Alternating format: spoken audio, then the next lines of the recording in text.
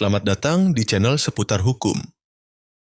Di video kali ini kita akan membahas salah satu materi yang berkaitan langsung dengan hukum, yaitu pengantar ilmu hukum. Yang mana materi tersebut sudah saya rangkum menjadi beberapa bagian yang spesifik, sehingga dari materi yang akan disajikan singkat, padat, dan jelas untuk dipahami. Pada bab pertama ini, kita akan membahas beberapa poin mengenai apa itu pengantar ilmu hukum. A. Apa pengertian pengantar ilmu hukum?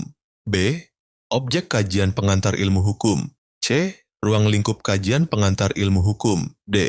Tujuan mempelajari pengantar ilmu hukum. E. Metode pendekatan dalam mempelajari pengantar ilmu hukum. F. Perbedaan dan hubungan pengantar ilmu hukum dengan pengantar hukum Indonesia. Pengantar ilmu hukum dapat dibagi menjadi 3 kata, yaitu pengantar, ilmu, dan hukum. Kata pengantar dapat diartikan sebagai sebuah pendahuluan, sementara ilmu adalah pengetahuan akan sesuatu di bidang tertentu. Dan hukum sendiri menurut Immanuel Kant adalah syarat-syarat kehendak bebas orang yang menyesuaikan diri dengan syarat kehendak bebas orang lain. Jadi dapat diartikan pengantar ilmu hukum adalah materi mata kuliah yang bersifat pendahuluan sebagai pengetahuan dasar untuk memahami hukum lebih dalam dan lebih baik.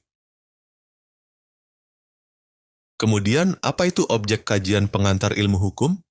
Menurut Hans Kelsen, objek kajian pengantar ilmu hukum terdiri dari 2. Untuk yang pertama, norma hukum, dan yang kedua, perilaku manusia. Norma hukum adalah muatan dari norma yang diterapkan sebagai norma hukum atau standar yang disepakati antara mana yang boleh atau tidak boleh dilakukan.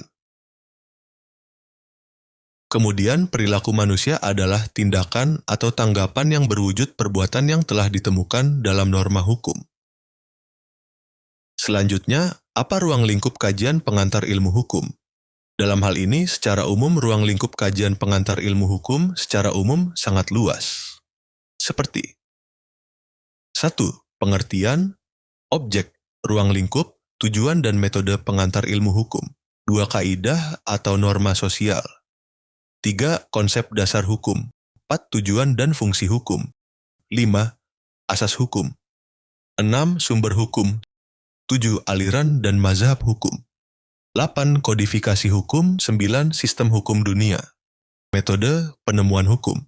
Dan masih banyak lagi yang mana dari beberapa poin tersebut nantinya tentu akan kita bahas satu persatu. Selanjutnya, apa tujuan mempelajari pengantar ilmu hukum? Yang mana ada banyak sekali manfaat mempelajari pengantar ilmu hukum. Yang pertama, sebagai dasar pengetahuan hukum dan memberikan pondasi dasar tentang sistem hukum, teori hukum, dan prinsip-prinsip dalam ilmu hukum. Yang kedua, sebagai pengembang kemampuan analisis dalam memahami dan memecahkan masalah dalam hukum yang cukup kompleks.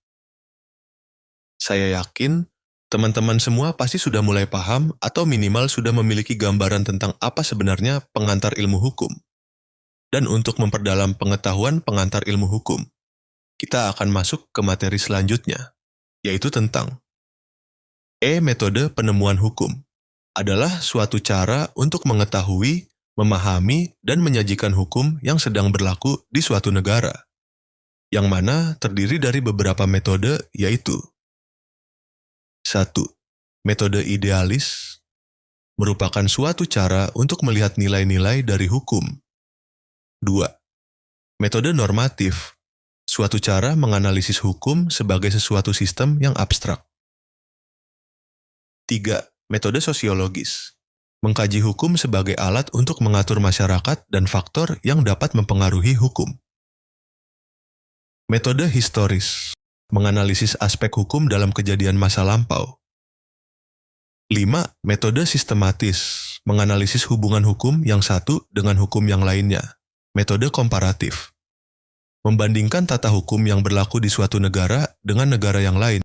Jadi, dari beberapa metode penelitian yang telah disampaikan, terdapat beberapa metode penemuan hukum dalam berbagai cara dengan kondisi dan situasi tertentu. Yang mana kesemua metode tersebut erat kaitannya dengan kehidupan sehari-hari. Kemudian F. Perbedaan pengantar ilmu hukum dengan pengantar hukum Indonesia, yang mana secara sederhana kedua memiliki pengertian dan konsep yang berbeda. Pengantar ilmu hukum menyajikan konsep tentang hukum secara umum, sedangkan pengantar hukum Indonesia menyajikan materi hukum yang berkaitan langsung secara spesifik dengan Indonesia dan hukum positif yang berlaku di Indonesia. Sehingga dapat disimpulkan bahwa keduanya sama-sama berhubungan dengan hukum, tetapi memiliki konsep pembahasan yang berbeda.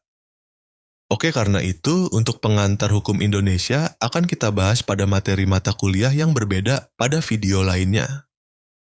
Itu saja pembahasan kita pada video kali ini, walaupun terbilang singkat, tetapi asal teman-teman semua rajin untuk mengulang pembahasan tersebut.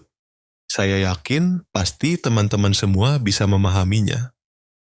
Apabila bermanfaat, teman-teman bisa simpan video tersebut dengan cara subscribe supaya mudah untuk mendapatkan materi selanjutnya. Terima kasih dan sampai jumpa di video selanjutnya.